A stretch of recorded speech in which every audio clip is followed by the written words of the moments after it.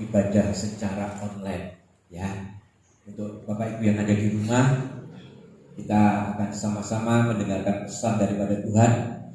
Saya percaya pesan yang sebentar akan saya sampaikan ini, walaupun cuma sebentar, tapi biarlah pesan ini memberi kekuatan buat setiap kita. Ya, Bapak Ibu yang dikasihi Tuhan, kita saat ini memang sedang dibawa oleh pemerintah untuk bisa ada tetap standby di rumah.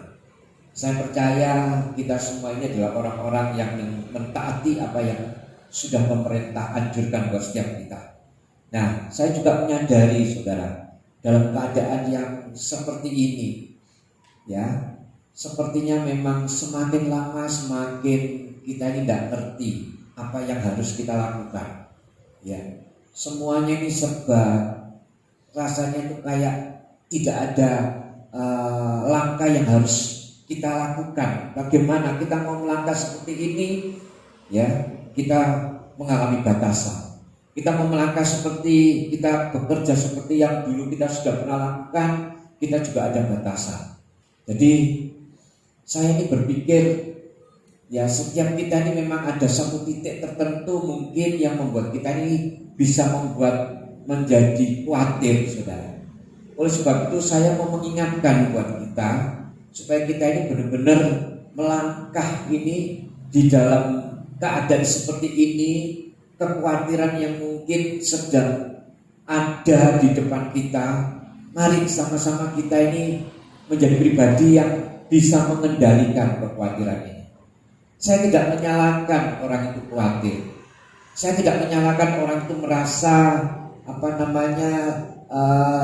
cemas atau merasa ragu-ragu akan masa depan.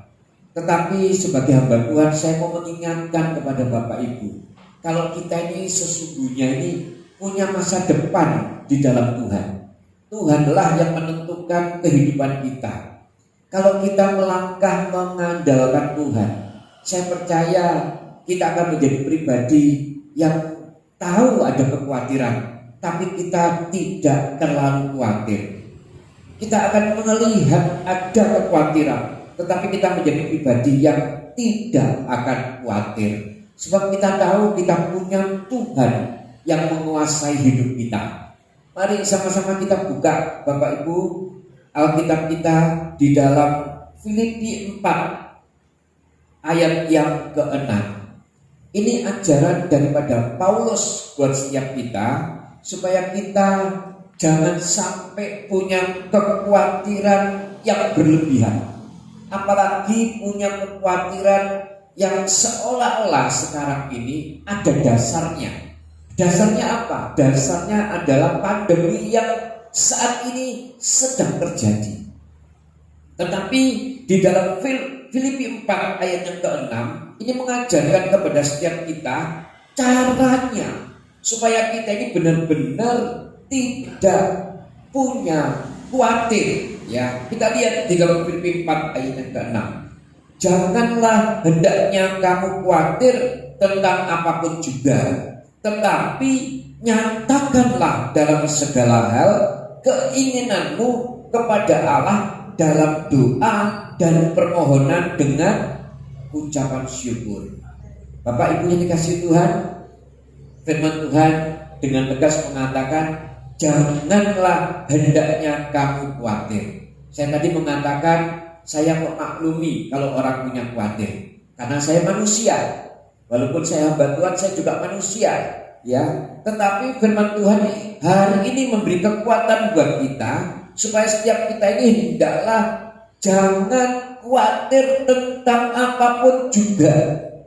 Nah, caranya bagaimana, saudara, supaya kita tidak punya khawatir? Ternyata firman Tuhan ini mengajari kepada setiap kita supaya ketika kita tidak punya khawatir, supaya setiap kita ketika kekhawatiran itu datang, bahkan Tuhan mengatakan nyatakanlah segala hal keinginanmu kepada Allah. Ini yang pertama yang harus kita tahu, saudara. Ternyata kekhawatiran ini memang berhubungan erat dengan keinginan.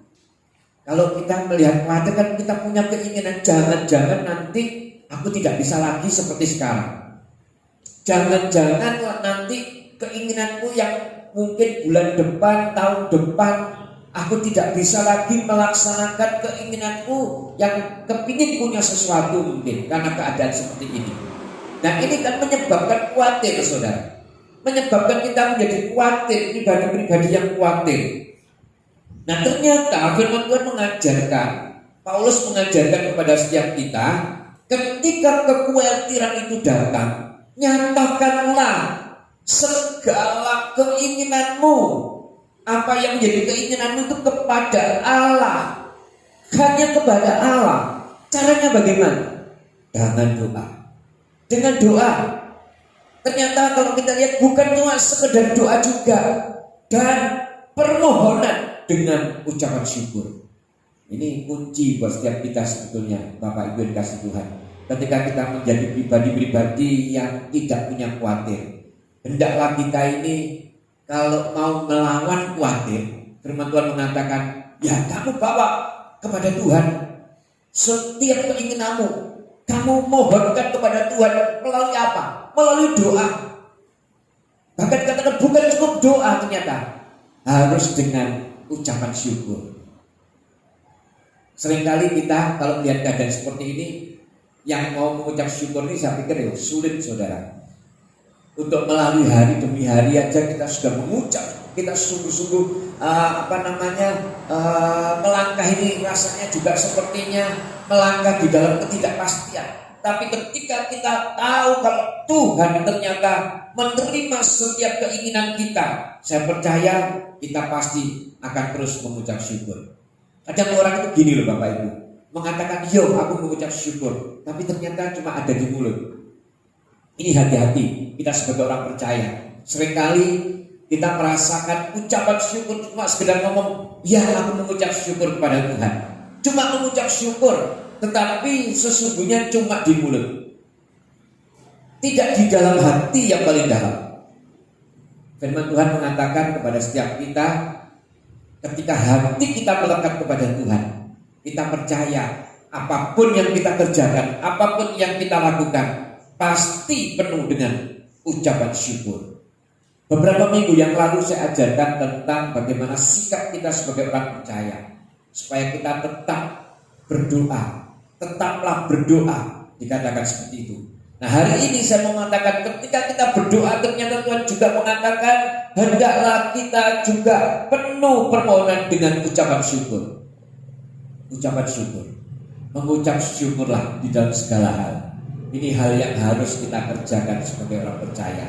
Ya, Bapak Ibu, sekali lagi kita menjadi orang yang memang sekarang sedang dibawa bersama-sama dengan seluruh dunia kalau saya lihat di dalam mengatasi pandemi COVID-19.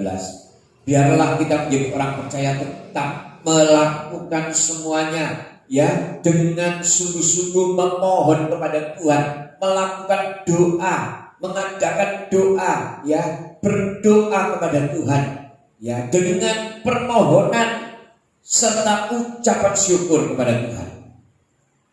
Ada hal yang menarik yang saya mau katakan kepada saudara. Ya, ternyata ketika kita berdoa dan kita memberikan ucapan syukur, ternyata ini adalah satu paket yang harus kita kerjakan. Ya, kita lihat saudara di dalam Yunus 2 ayat yang ke-9. Nah, ternyata kalau kita mengatakan ucapan syukur, itu sebetulnya bukan cuma sekedar ucapan syukur, tapi ada sesuatu yang harus kita persembahkan kepada Tuhan. Ada sesuatu yang harus kita berikan kepada Tuhan. Kalau kita mengatakan aku berdoa Tuhan, karena aku khawatir akan hidupku, karena aku khawatir akan masa depanku, karena aku khawatir akan keluargamu, Tuhan katakan jangan kamu khawatir. Nah, caranya bagaimana Tuhan? Jangan kamu khawatir, tetapi hendaklah kamu berdoa dan melakukan permohonan kepada Tuhan dengan ucapan syukur. Ini adalah hal yang harus kerjakan kita sebagai orang percaya.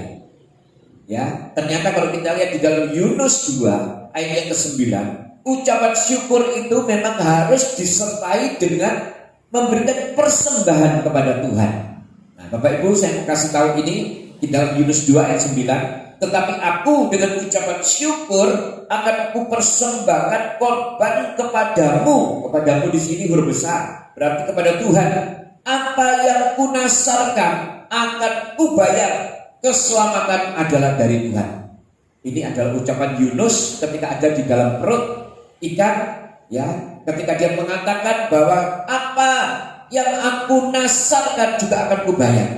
Nah, saya mau melangkah dulu di dalam ucapan syukur. Nanti saya mau melangkah ke tentang nasar. Ini Bapak Ibu yang dikasih Tuhan, ucapan syukur ini ternyata seperti tadi saya katakan harus diimbangi dengan memberikan persembahan kepada Tuhan. Orang yang mengucap syukur pasti memberikan persembahan kepada Tuhan. Nah, persembahannya apa, Pak? Persembahannya banyak. Tuhan menuntut kita memang memberikan persembahan seluruh hidup kita, seluruh tubuh kita sebagai persembahan yang hidup, yang kudus, dan yang berkenan di hadapan Tuhan. Tetapi kita harus ingat juga, ada satu persembahan yang harus kita berikan kepada Tuhan. Kepada Tuhan ketika kita mengatakan aku mengucap syukur, aku memberikan persembahan kepada Tuhan. Jadi saya mau katakan begini loh Bapak Ibu, di dalam keadaan seperti ini, jangan sampai setiap kita ini menjadi pribadi-pribadi yang tidak bisa mengucap syukur dengan tidak bisa memberi persembahan kepada Tuhan. Karena hal ini ternyata berkaitan erat. Ketika kita memberikan persembahan kepada Tuhan, itu tanda kalau kita ini bergantung kepada Tuhan. Secara pribadi saya mengatakan yo gak mentolo kalau menerima, tetapi Tuhan sangat berkaitan erat dengan persembahan. Saudara kalau lihat di dalam Alkitab Perjanjian Baru, bagaimana Tuhan sungguh-sungguh memperhatikan tentang persembahan. Karena persembahan inilah sesungguhnya memang yang membuat hati Tuhan ini merasakan perlu untuk diperhatikan. Orang yang mengasihi pasti memberi. Orang yang mengasihi pasti mempersembahkan kepada Tuhan. Persembahan itu memang bukan cuma tubuh. Persembahan itu bukan cuma waktu, tetapi persembahan juga ada sesuatu yang harus dipersembahkan kepada Tuhan. Nah, hati-hati saudara. Saya katakan situasi seperti ini, ya saudara mengatakan aku sendiri kurang loh Pak. Keadaan seperti ini malah tidak ada kerjaan Pak. Kok mesti harus tetap memberikan persembahan? Persembahkanlah kalau engkau ingin mengalami tuntunan, penyertaan, dan berkat daripada Tuhan. Ini yang harus kita lakukan saudara. Ini ayatnya sangat-sangat kita sudah baca dan kita mengerti, ya. Ketika kita mengatakan ya wis Tuhan, aku pokoknya mengucap syukur dengan segala keadaan yang terjadi. Demikian juga dengan hari ini Tuhan. Tetapi kita juga harus memberikan persembahan kepada Tuhan. Ini yang harus kita lakukan sebagai orang percaya. Nah, dikatakan di ayat di bawahnya juga dikatakan bahwa apa yang kunasarkan akan kubayar. Ini juga sesuatu yang harus kita perhatikan. Nasar ini adalah satu janji yang kita ucapkan kepada Tuhan. Ini juga satu hal yang sangat berbahaya kalau kita tidak tepati. Nah, sebagai orang percaya, kita mengatakan aku mengucap syukur, itu kita berarti memberikan persembahan. Tetapi sebagai orang percaya ketika berjanji di hadapan Tuhan, ya mungkin saudara ketika sekarang keadaan lagi tidak enak, terus ketika saudara berkata Tuhan, kalau Engkau berkati aku akan memberikan kepada Tuhan ini. Kalau Engkau berkati aku akan memberikan kepada Tuhan itu. Ini hati-hati saudara. Kalau saudara sempat mengatakan itu di hadapan Tuhan, bahaya. Itu sesuatu yang menghambat saudara untuk menerima perkenanan Tuhan. Karena apa yang dinasarkan kepada setiap kita ini harus kita bayar di hadapan Tuhan. Ya, ini tentang nasar. Nanti suatu saat akan saya jelaskan panjang lebar tentang nasar. Ini sesuatu yang memang sangat-sangat vital sebagai orang percaya. Nah, Bapak Ibu yang dikasihi Tuhan, mari sekali lagi dimanapun saudara yang ada di rumah, ya, hendaklah setiap kita tetap menjadi pribadi-pribadi yang seharusnya tidak punya khawatir. Tadi saya mengatakan karena kekhawatiran kita ini sesungguhnya adalah kekhawatiran yang tidak beralasan. Sebab apa? Sebab Tuhan mengatakan ketika kita bergantung kepada Tuhan, ya, kita mengandalkan Tuhan, maka Tuhan yang akan bertanggung jawab atas hidup kita. Saya percaya keadaannya bagaimanapun juga, ketika kita mengambil sikap sebagai orang percaya, otomatis kita akan mengandalkan Tuhan. Dan mengandalkan Tuhan berarti kita tidak punya khawatir. Nah, khawatir dikatakan ketika khawatir itu menyerang, cepat-cepat cari Tuhan. Melalui apa? Melalui permohonan di dalam doa serta ucapan syukur. Ucapan syukur bukan cuma sekedar ucapan syukur, tetapi ada sesuatu yang harus diberikan ketika kita mengucap syukur. Memberikan persembahan ketika kita mengucap syukur. Karena ucapan syukur itu menandakan kita ini memberikan sesuatu kepada Tuhan sebagai rasa cinta kita kepada Tuhan. Nah, ucapan syukur inilah yang harus kita lakukan. Ucapan syukur inilah yang harus kita kerjakan sebagai orang percaya. Nah, Bapak Ibu, pandemi ini memang masih berlangsung. Tetapi sebagai orang percaya, kita harus tetap tidak boleh punya kekecewaan yang berlebihan. Tidak boleh kecewa yang berlebihan, khawatir yang berlebihan, ya. Karena kalau kita khawatir yang berlebihan, maka kita akan menjadi pribadi-pribadi yang akan tidak percaya dengan pertolongan Tuhan. Ya, Tuhan pasti akan menolong kita, Tuhan pasti akan menyertai kita, Tuhan pasti akan memberikan kekuatan buat kita, asal kita benar-benar melakukan, ya, permohonan dengan doa dan ucapan syukur. Ya, ketika kita melakukan itu, saya percaya apa yang Tuhan rencanakan di dalam hidup kita tetap terjadi. Ya, jangan khawatir dengan apapun yang ada saat ini. Rencana Tuhan tetap adalah rencana yang terbaik atas hidup saudara. Lakukan bagian saudara, maka Tuhan juga akan melakukan apa yang sudah difirmankan. Ya, Tuhan mengatakan, janganlah kamu khawatir tentang apapun juga, tentang apa yang kamu makan, tentang apa yang kamu minum. Ya, semuanya burung di udara. Ya, Tuhan pelihara, apalagi kita orang-orang percaya. Saya lihat banyak orang percaya, ya, yang saat ini mungkin ya sedang mengalami, ya, sedikit-sedikit rasa khawatir. Tetapi saya tahu dan saya percaya ketika kembali diingatkan oleh firman Tuhan, maka akan menjadi pribadi yang kembali kuat. Dan kami percaya, saya percaya sebagai hamba Tuhan, kita akan menghadapi apapun bersama dengan Tuhan. Maka kita akan menjadi pribadi yang penuh dengan kemenangan. Amin, Bapak Ibu. Amin. Mari kita tutup agar Alkitab kita, saya perpanjang firman Tuhan, biarlah ini menjadi kekuatan buat setiap kita.